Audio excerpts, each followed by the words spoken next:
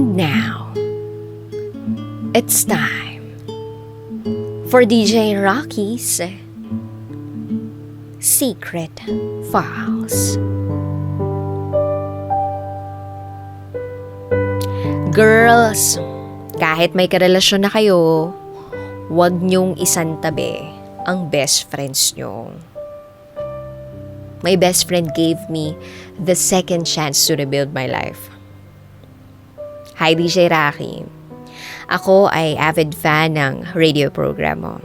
Naiyaman akong i-share ang story ako sa una, pero naisip ko baka may makarelate sa akin at kapulutan nila ng aral ang kwento ng buhay ko. Itago nyo na lang ako sa pangalang Daisy. A mom of 2, and I'm legally married. Ito ang aking secret file. My story began with a pogging boy next door. Itago natin siya sa pangalang Edward. Magkababata kami although he is a year ahead of me.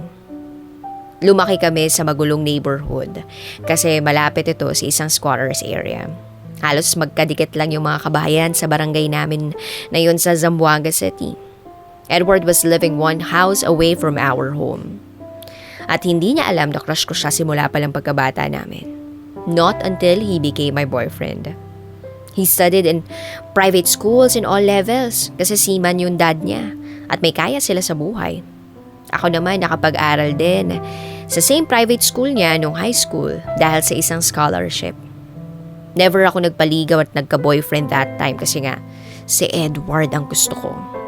Kaya I was so shocked that right after ng high school graduation ko ay niligawan niya ako. That was the first time I had a boyfriend. Ang saya-saya ko kasi ang ultimate crush ko ay boyfriend ko na ngayon. Ganun pa man, alam ko na hindi ako gusto at never akong magugustuhan ng mga magulang niya. Especially his mom. Kasi para sa kanya, hindi nga kami magkapantay ng estado ng buhay. Minsan nagpaparinig yung mama niya sa akin na mas gusto raw nito yung tipo ng best friend ko. Dapat ganun daw yung nililigawan ng anak niya kasi nga raw magiging successful ito in the future. Mabait, matalino at maganda. Pero itong best friend ko namang si Gina, walang interes kay Edward. Ewan ko ba kung bakit ayaw na ayaw ni Gina kay Edward for me. Siguro, dahil best friend ko si Gina, para siguro sa kanya threat si Edward para sa kinabukasan ko at sa friendship namin. Pero naintindihan ko naman siya. Kasi no first year high school kami, we made a pact as best friends na walang magpapaligaw hanggang sa makagraduate kami ng high school. So just imagine kung gaano kalungkot or nalungkot si Gina nung nalaman niya na sinagot ko agad-agad si Edward right after our high school graduation. Wala eh. At saya lang. Masaya yung unang tamis ng pag-ibig. First kiss, first love, first date, first and everything. And yes, si Edward, siyang nakalahat sa akin ng una. Mga patagong sex kabades ang ginagawa namin na minsan alam ko naman na hindi dapat namin ginagawa. Kasi nasa college pa lang kami noon. And dapat nagfo-focus ako sa pag-aaral. Nagfo-focus kami sa pag-aaral.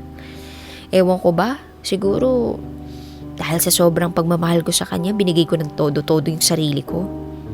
Na halos kahit sa alam kong hindi pa dapat, ginagawa namin. Knowing na magkakaroon ng consequences lahat ng to. Dahil I was taking up nursing course that time, inaral ko talaga yung proper natural birth control methods para hindi niya ako mabuntis. Hindi aware yung mga magulang ko at si Gina na there is something happening to us. Ika nga, naglihim ako kahit sa best friend ko na never ko pang ginawa before. Siguro dahil malaki ang respeto sa akin ni Gina kaya ayokong mawalan siya ng tiwala sa akin. Mas religious din ako sa kanya. Lagi akong laman ng simbahan kada linggo kasama si Edward at yung mga nakababata kong mga kapatid. Habang si Gina naman, minsan lang magsimba sa loob ng isang taon. I think kasi tiwala ang lahat na hindi ako gagawa ng alam kong pagsisisihan ko. Because I'm a responsible person. Ako nga kasi yung eldest. I was fully aware na Ako rin yung magiging pag-asa ni nanay na makabangon kami sa hirap once na makapagtapos ako ng kolehiyo at makapag-abroad papunta sa tita ko sa Canada. Everything for my future was well set. May naghihintay na work for me once I graduate from college and pass the nursing licensure exam. As in lahat, planchado na. However, a month before my upcoming licensure exam, I found out that I was pregnant. Nilihim ko to sa mga magulang ko nung una kasi malaking kahihiyan. Tsaka, nagpabaya ako. Pero hindi ko na rin to naitago kasi nga lumalaki na yung tiyan ko. Hindi ko alam kung paano ko rin sasabihin kay Gina yung nangyari pero siya na lang ang unang at siya na lang yung magiging takbuhan ko. Umiyak siya nung malaman niya. Ewan ko ba pero yun na yata yung pinakamasakit na encounter na nangyari sa mga taong pinagsabihan ko na nagdadalang tao ako. Kasi I saw how disappointed and heartbroken she was for myself and for my future. Ang tanging nasabi niya lang sa akin ay, Bakit? Oo, bakit nga ba? Kahit ako, hindi ko alam paano ko i-explain. Nagmahal lang naman ako. Nagpaubaya. Nagpakasarap sa piling ng lalaking mahal ko. Na hindi ko ginamit yung utak. Alam ko naman na sa ginagawa namin yun ay may possibility talaga na mabuntis ako. 4 na taon ba naman? Pero bakit nga ba no? Bakit ko nga ba hinayaan na masira yung nakaplanado ng kinabukasan na halos abot kamay ko na ang tagumpay? Konting-konti na lang eh.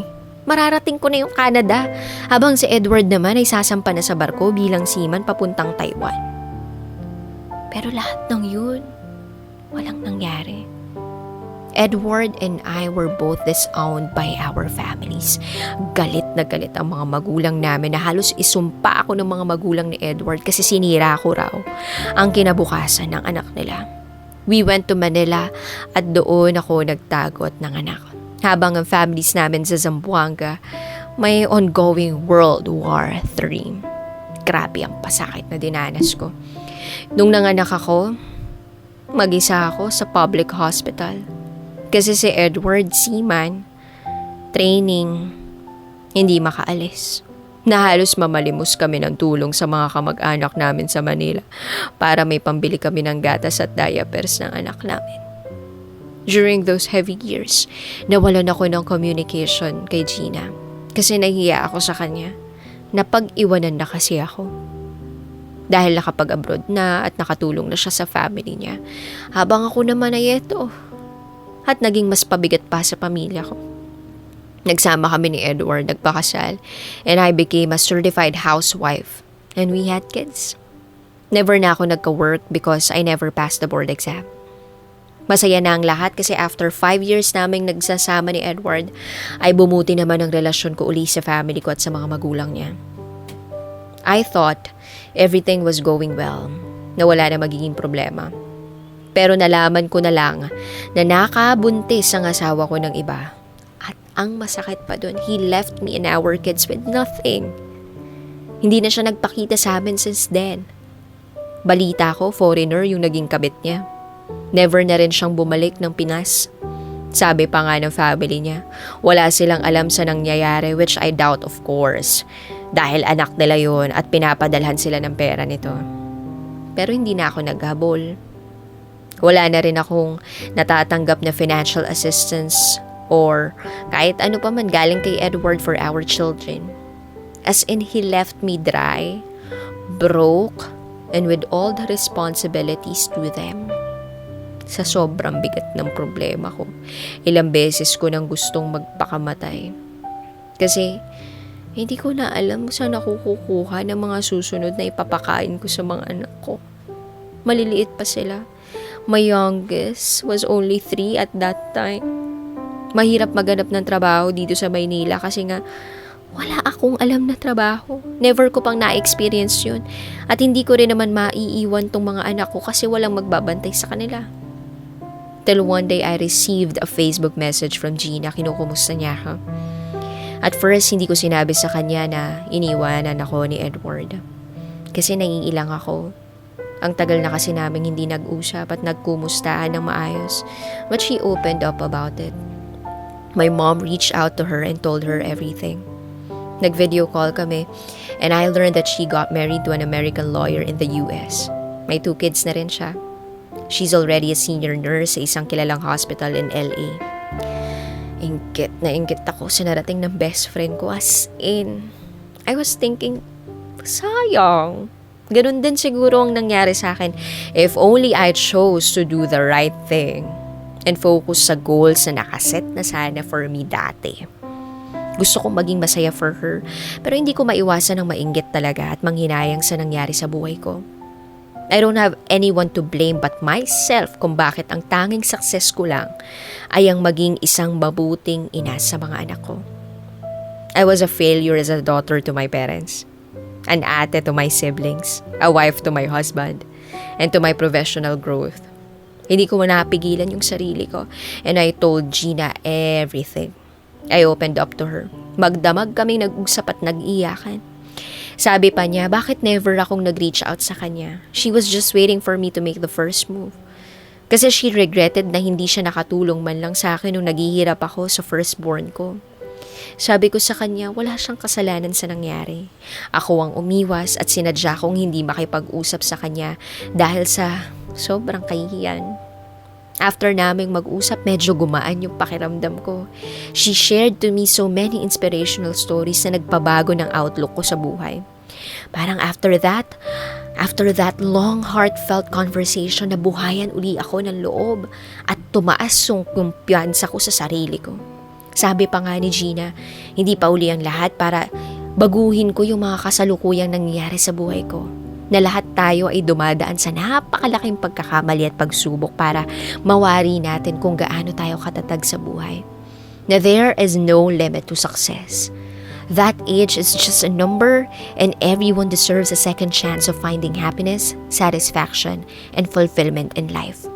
At yun nga, I focus on the good sides of my life. Lahat ng negative vibes na nangyari sa life ko, kinalimutan ko. Tinulungan ako ni Gina na magtayo ng sariling business. Nagtayo ako ng barbecue stand kahit hands-on mom ako sa mga anak ko.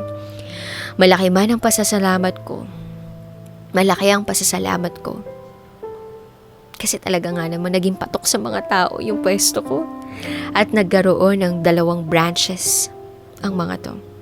My kids and I survived even without their father. Ngayon ang panganay ko ay nasa US na kasama ang tita Gina niya. She's also working as a nurse in LA. And soon, she will petition me to go there and live with her. I will be going to the US and work as a nurse there too. Oo, I passed my second try sa board exam. Habang ang bunso ko naman ay graduating na sa college as a nurse din. Hindi man ako naging swerte sa buhay, na may asawa at profession nung una, pero naging swerte naman ako sa mga anak ko at lalong-lalo na sa best friend ko. Minsan talaga mapaglaro yung tadhana. Pasasayahin ka, paghihirapan ka, patatawanin ka at paluluhurin ka sa mga bigat at pasakit. Pero ganun pa man, may mga taong nakapaligid sa atin na talaga namang binigay ni Lord para maging guardian angel natin sa buhay. Na laging nakaalalay at nagmamahal.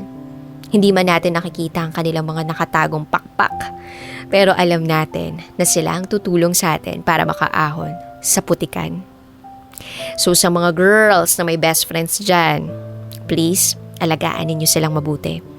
Kahit may mga naging karelasyon man kayo, wag na wag ninyo silang isasantabi. Kasi mawala man ang mga kalalakihan sa buhay ninyo, ang mga tunay na kaibigan na mahirap hanapin, ay laging nakaalalay sa inyo. Salamat ng marami, Gina. I will always be indebted to you. Thank you for changing our lives, loving me and my children as if they are also your own. Maraming salamat. Muli, ako si Daisy, and this is my secret file. Always your number one FM radio station. Love Radio. Kabisyo, nakarelate ka ba sa secret file na binasa ko? Kung nakarelate ka, mag-subscribe ka na dito sa aming YouTube channel at pindutin mo na rin ang notification bell para updated ka sa mga susunod na episodes ng DJ Rocky's Secret File.